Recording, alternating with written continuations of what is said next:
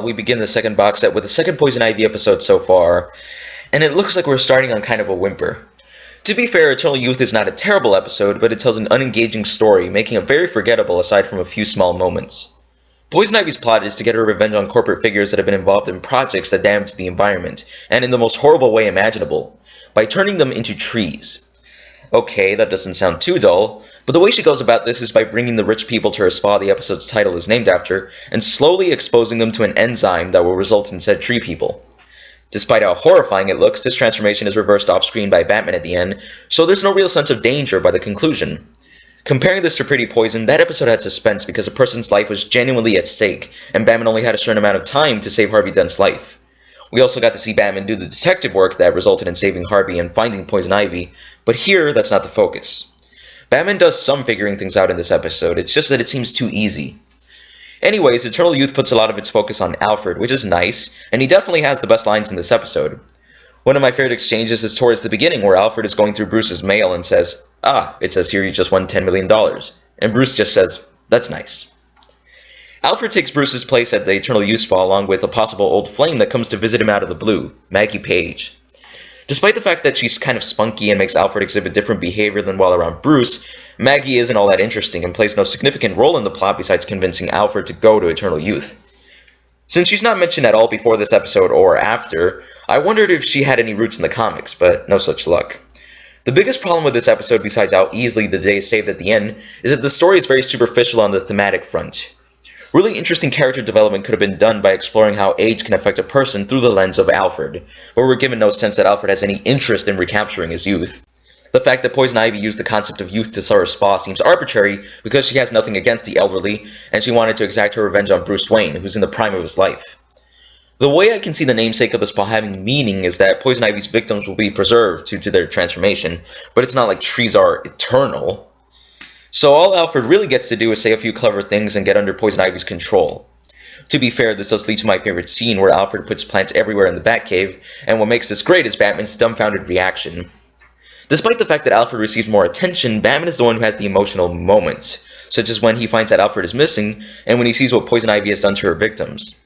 When Batman angrily calls Ivy a fanatic, I get the sense that at least the episode earned Batman's anger by establishing the warm relationship with Alfred towards the beginning, as well as from past episodes.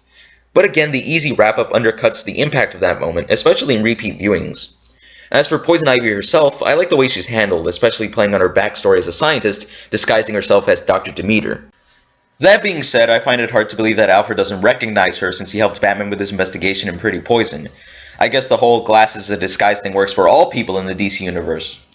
Another complaint I have with Poison Ivy is that she's a bit two-dimensional for my taste. I get that we're supposed to be agreeing with Batman that she's an eco-fanatic, but she seems to have no other purpose.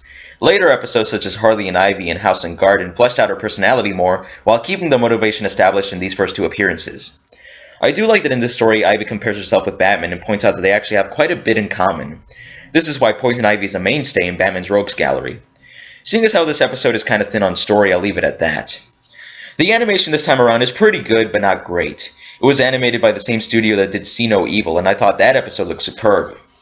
Sadly, Batman himself isn't drawn as awesomely here. At times he looks too bulky, and I'm not a fan of how his face was drawn, but at least it looks consistent throughout the episode. However, Poison Ivy was treated much better because whenever she's on screen, the drawing conveys the beauty that Ivy is supposed to have. I don't just mean that the way they animated Ivy is good for this episode, it's probably the best Ivy ever looks throughout this series, aside from when the character design is changed.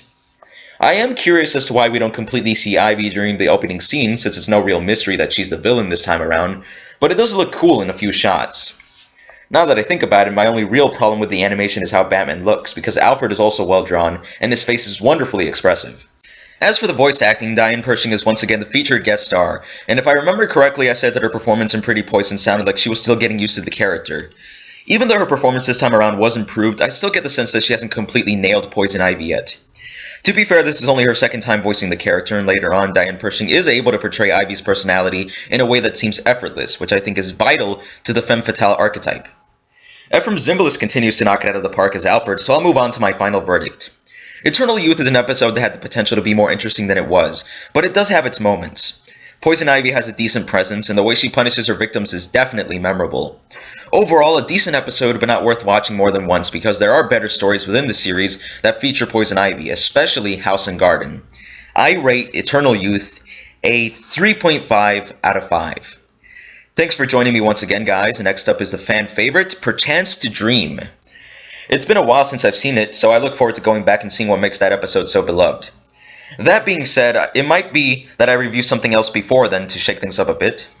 Once again, due to my schedule, I can't be sure when the next review will be up, but it'll definitely be as soon as possible. Until next we meet, take care.